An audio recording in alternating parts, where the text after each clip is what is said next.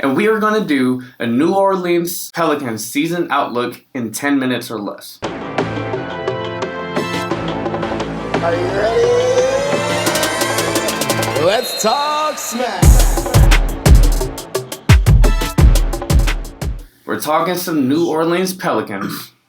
We're big fans of the baby Lakers.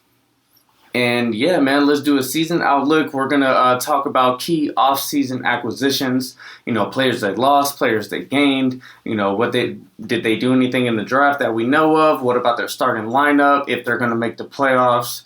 Yeah, man. So tell me about the Pelicans. They're looking good, bro. Let me keep you up there, player. That's weird. Yo, peeps. That's weird. They're looking good, though, man. Like, now that I've actually seen them play and you can see what they're doing together and how they're being ran, I think they're going to be a good team. B.I. is continuing what he was doing last year and then some for sure, with his passing being like 10 times better. And then I think Eric Bledsoe works better with the team than Drew Holiday did. So, I mean, you still have Zion and then Lonzo, who has been playing more consistent. In my eyes, I've been watching him, so I feel like I've watched him since his rookie season. And now that I've seen him, I see him playing now, and I see the maturity more, and I see the moves he's developing. So it excites me because I see he's getting better. It might not translate to the stat sheets, but if you look at that starting five, everybody's scoring 20 points, 15 points. So there's not this team is very balanced. Everybody is getting theirs on a nightly basis. Well, before we get into the starting lineups, let's talk about the offseason. What did they do? Who did they lose? Who did they gain? They lost big man in the middle. What's his name? They went to the Jazz. Oh, Derek Favors. Yes, they lost Derek Favors. He was a key cog in the middle last year. They lost like Jahlil Okafor, some guys that didn't really mean much. But on the flip side, they traded Drew Holiday, which in my eyes was a steal for the Pelicans.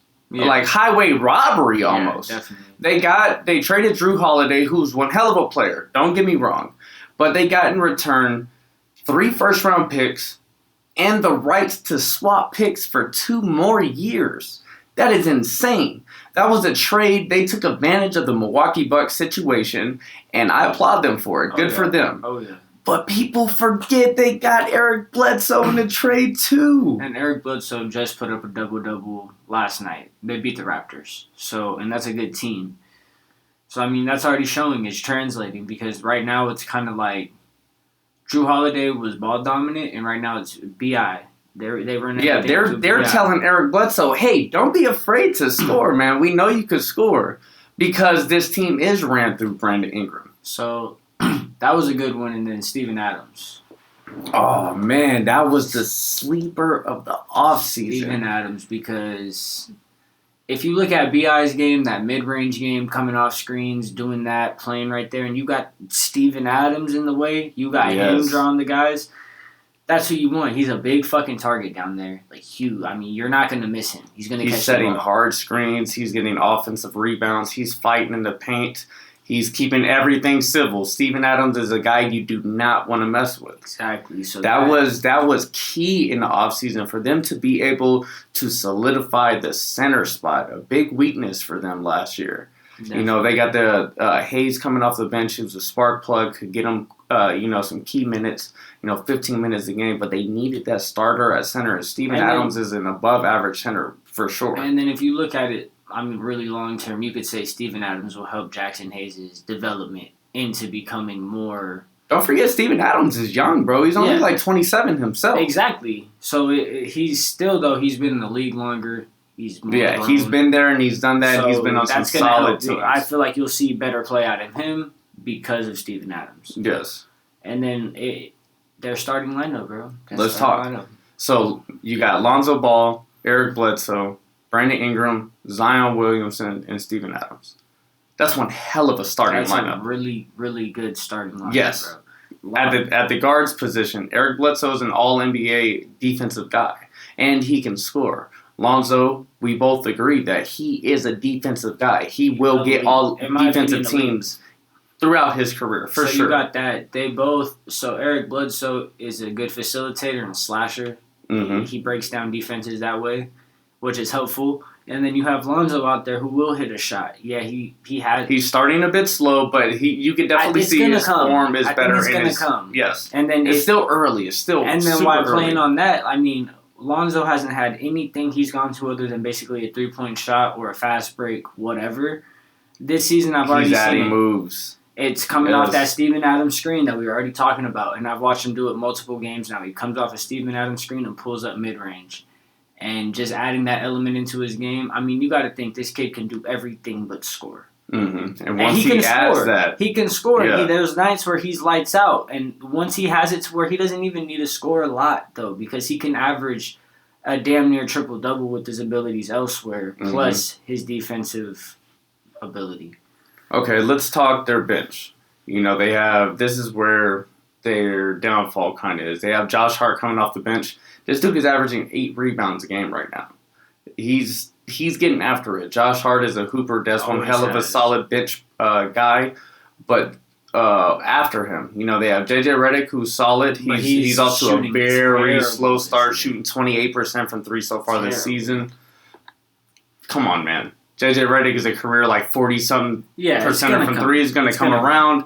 So they have Josh Hart, JJ Redick, Jackson Hayes, and then Michael Alexander. Melly. I forget his first. Yeah, Melly. So they have some guys, but it's not. But it's also one of the best bench mobs in the league. Stan Van Gundy also runs about an 8-man rotation, so you don't need too many guys, there, especially when you go to their front court. You got Brandon Ingram, and then you have fucking Zion. Yeah, those two guys are going to give people fits and problems. And Zion is like the third option now. People want to talk about duos in the league, but that's a duo right there. Brandon Ingram. That young trio of Brandon Ingram, Lonzo, and Zion is something that they can build on for a long time. We've agreed on that. They're saucy, man. They just got to keep them together. Brandon Ingram this year he's looking terrific. He's looking scary. Yeah, he's looking like he's polished in all areas. When he wants to score, he's gonna score. He's gonna get in there when he wants to. When he wants to get in the paint, he's gonna get in there. He's gonna get fouled. He gets what he wants right now, and and the fact right now that he's looking so polished on offense means all he has to work is defense, and he's not a scrub on defense, and he has all the length, and his body's developing, and like BI is going to be an all-star for years to come. So them keeping him, and then they're going to have Zion, you could tell he still plays young. Yeah, he's just going to get better. He's raw right now. So it's like, that's all he needs to do is just learn things. He needs to learn that to pass out and where to go with it and how to pass out. Stay in control. And not just bully ball. But if you look at those offensive rebounds he gets and he can shoot and I mean, again, once he learns some moves, him going into the paint, because he already has the spin and all that, bro, he's scary. Yeah. He's going to be a problem too. Yes, he is. So I think the Pelicans are going to be a really good team, and I think already watching the first, 5-6 games of 6 games are 4-2 at the moment. And then watching how other teams are starting to play, I think they're going to be a bigger problem than I even initially thought. I think they're going to. Okay, that's going to transition us to our minute hot take, bro. I'm going to name some teams. You tell me if the Pelicans are going to win more games, if they're yes, win more, or no, they're not. Lakers. No, they're not going to win more games.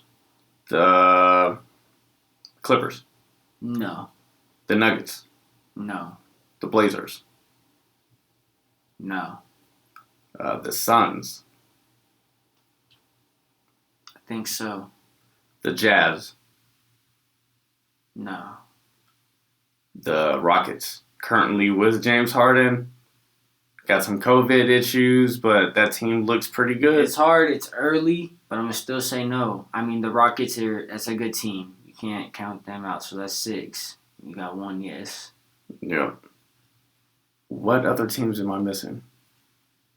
You got them. Did you say that? You said Denver? The Mavericks. That's a hard one because I think they can win more games than them, but it's all dependent on health. And I mean, right now, like I'm not gonna say Luka's gonna play. He's not playing bad, and Porzingis isn't even back yet either. So I really think that could go either way. It's almost hard to even count that one because I think that's gonna be a match like those teams down there, and even for some of the ones I just said that they're not gonna win more games, I don't even know yet. Like the ceiling for this team, I think right now is really really high, and it's hard to count. Because they're all young and they're unproven, so we don't know what it is. What that they're next bring. level they could get to. We don't know what Lonzo is when he's where he wants to be. So it's kind of hard to sit there and say, this is what he's going to do, this is what he's going to do. So it's like, this team I think is a real X factor. I really think they could fight. Because if you look at last year, I mean, the Blazers snuck in on an A seed. So for me to sit here and say... And it could be, it's that fight for the 7th, 8th seed. So for me to sit here and say, okay, yeah, the Blazers are going to win more no matter what, and that's just an example, it's hard for me to say that because this team could be rowdy, fighting all year, scrapping every single team night in and night out and get that. Last year, Chris Paul brought OKC to the 5th seed, so it's hard to say.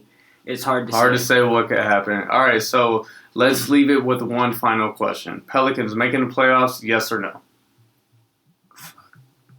I want them to. It's going to be a tough. If they yes do, or no? If they do, it's going to be in that 7th and 8th seed. Yes or no? Yeah. Damn. Yes or no? Why don't you answer yes or I'm no? asking you, man. It's a hard choice. I don't know. That's what I was just saying before, bro. I really don't know. I'm going to say yes just because I want them to. Pelicans, yes for Travis and a no for Mac. There you have it, ladies and gentlemen. New Orleans Pelicans season outlook. Talking a little bit of smack at the end. Thanks for watching. Let's talk smack.